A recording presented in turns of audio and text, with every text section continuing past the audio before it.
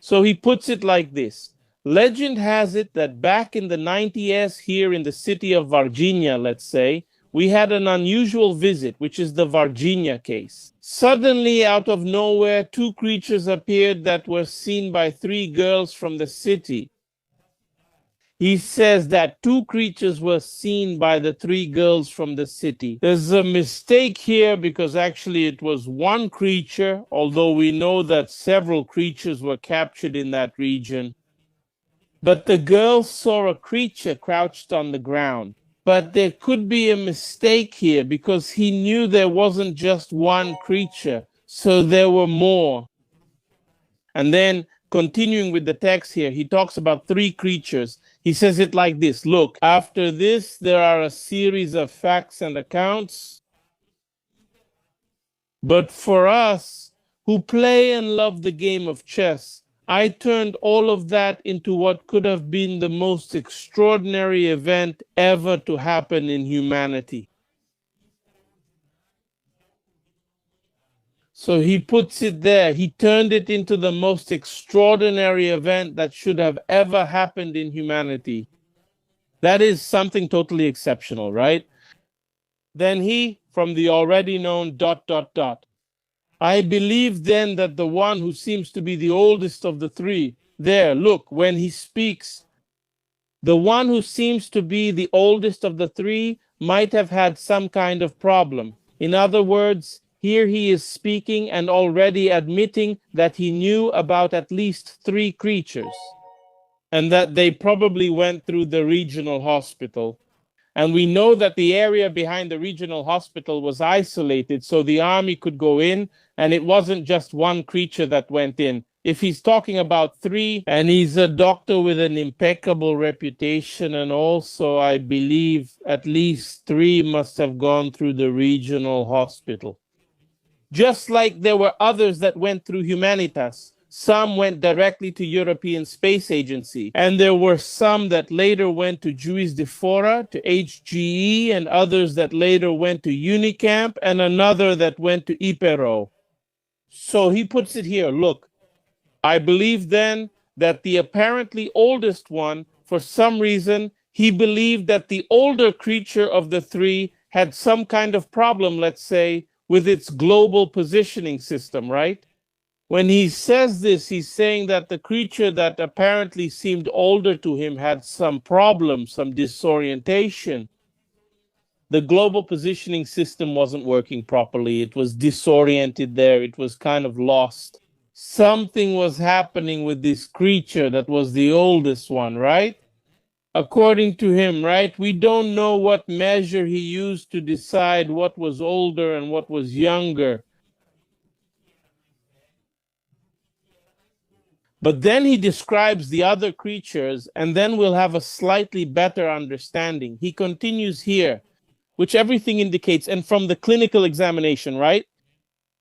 There were what we call here in the medical field signs of intracranial hypertension. So, what is that, right? In medical terms, something was swollen in the head. We don't know what caused it. I've already talked, for example, with people who said that when the craft crashed in a certain place in the rural area of Eloy Mendes, there was a creature trapped in the wreckage. I keep wondering here, could one of them have hit its head, right? Something happened. Maybe it caused some swelling there in the skull, right? And that's why he said this one had some issues. It showed signs of intracranial hypertension, right? I keep thinking here, could it have been a blow? Something that might have happened. Maybe even something related to the environment itself.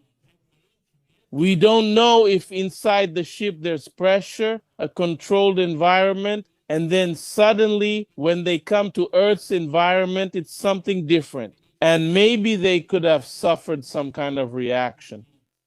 So it's good to remember now that when the girls saw that creature crouched in the vacant lot, it had bulging veins, right? If you take the girls' statements from back then, they said there were some red veins. It was kind of swollen here. So it could be something like that. Even the head being disproportionate. And Dr. Venturelli himself said it was shaped like a drop. We don't know if they were all like that or if it was just one. If it was some effect there that caused this intracranial hypertension. He continues in the text saying, since his skull was larger than a human's and practically translucent, you could notice some dilation of certain structures that, in some aspects, looked like human ones. So he had the opportunity to closely analyze the creature's skull and said it was somewhat translucent.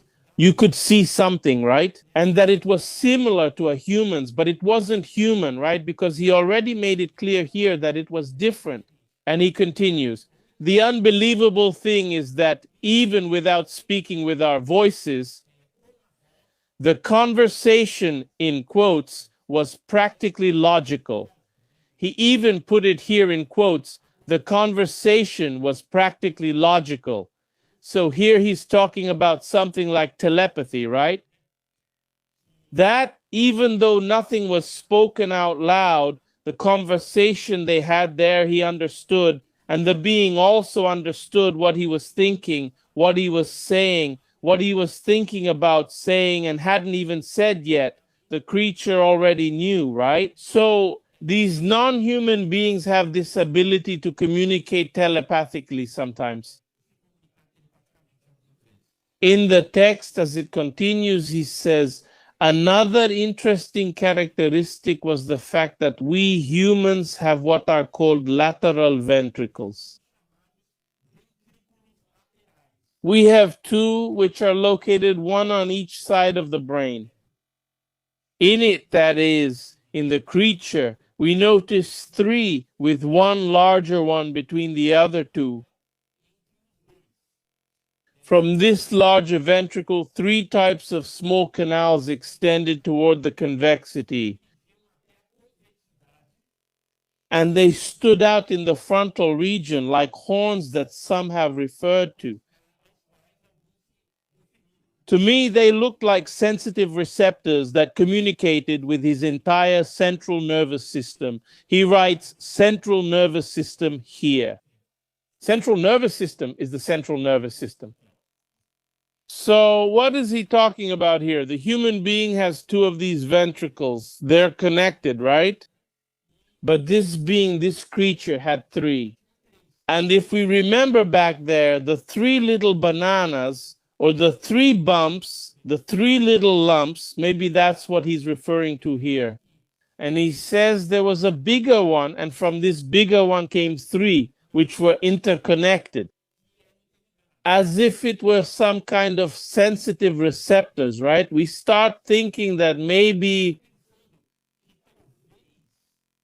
this thing about the being speaking telepathically, about having that visual interaction with the creature, which was described by some witnesses, military personnel and civilians, as well as doctors and nurses who were with these creatures, both in Varginha and in Campinas, at Unicamp, it could be that this interaction, these sensitive receptor organs, serve to refine, to improve this telepathy thing. I'm speculating here. I don't know if it could be something like that, because maybe the eye, that red eye, doesn't have such an important function as this sensitivity, these sensitive receptors.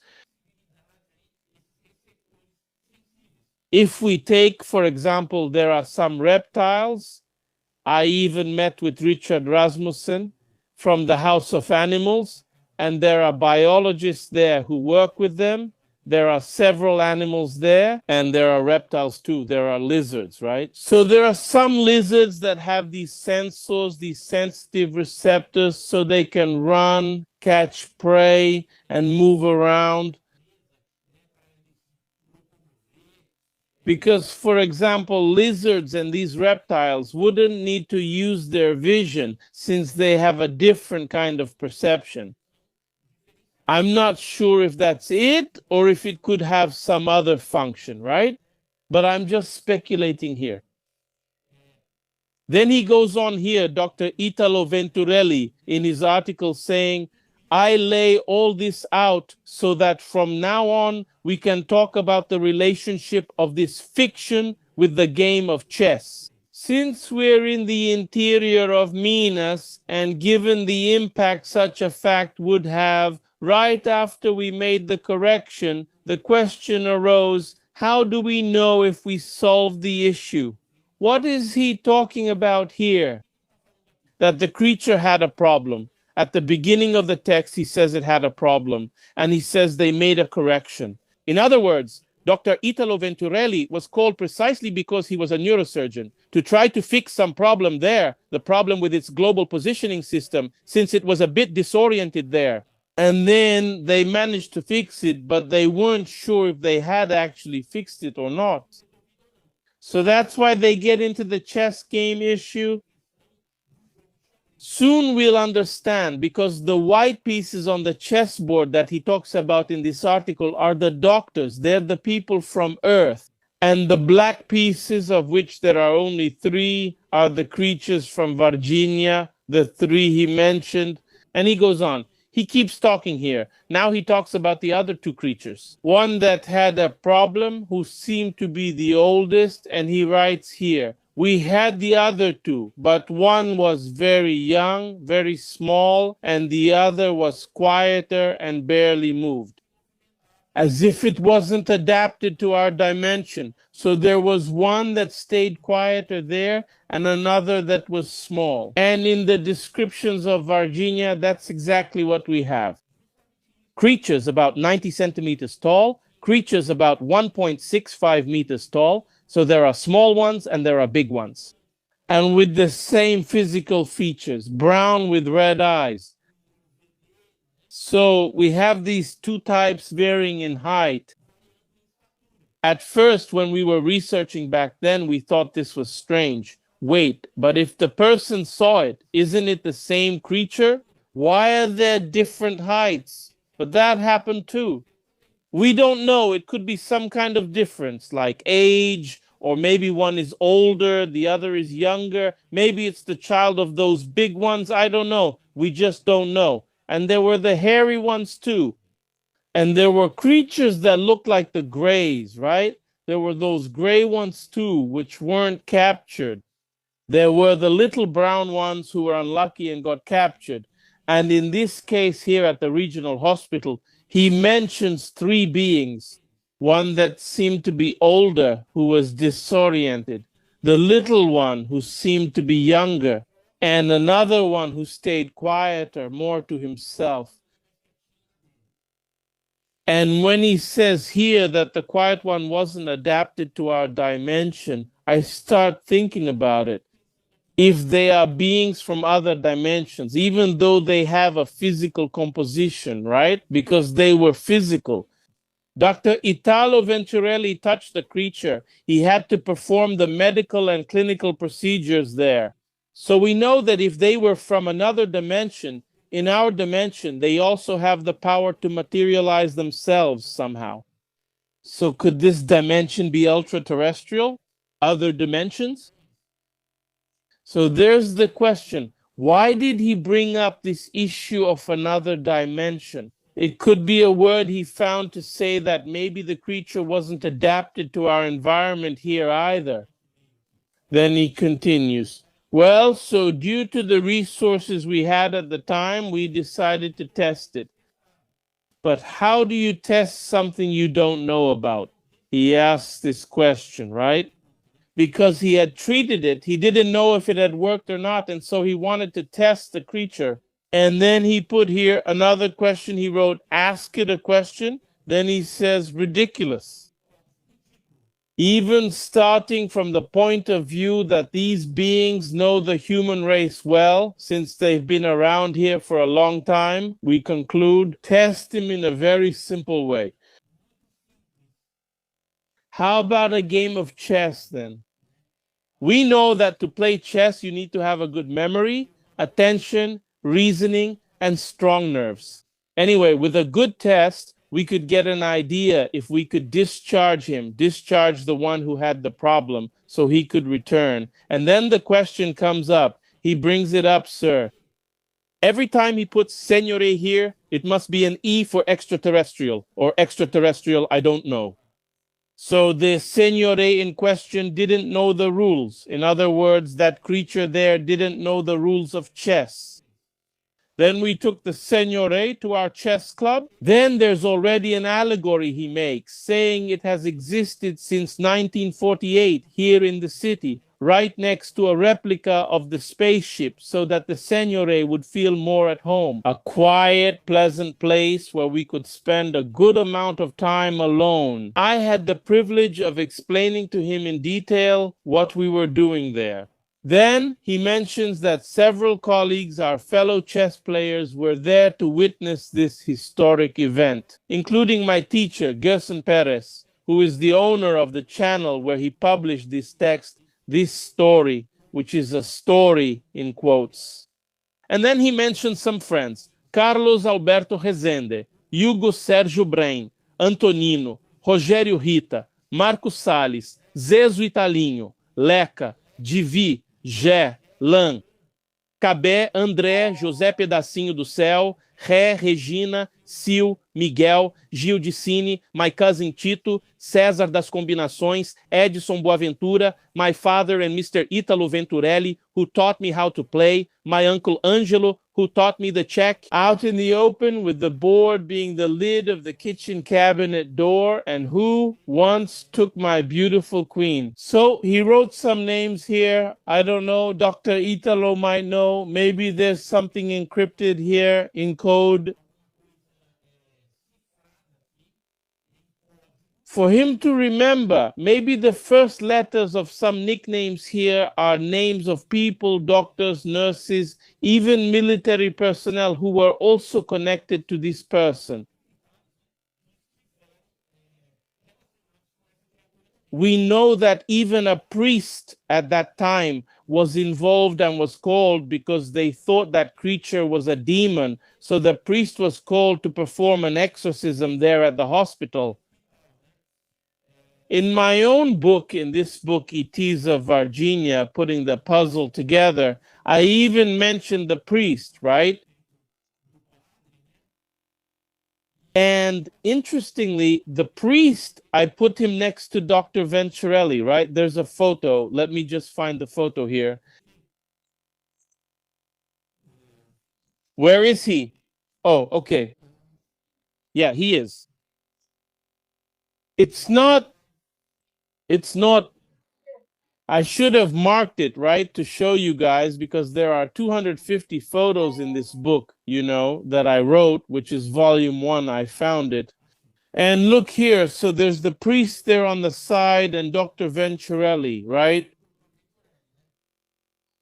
And so we had people, right? Both clergy, military, doctors who were there together with this creature and who knew, right, somehow about this.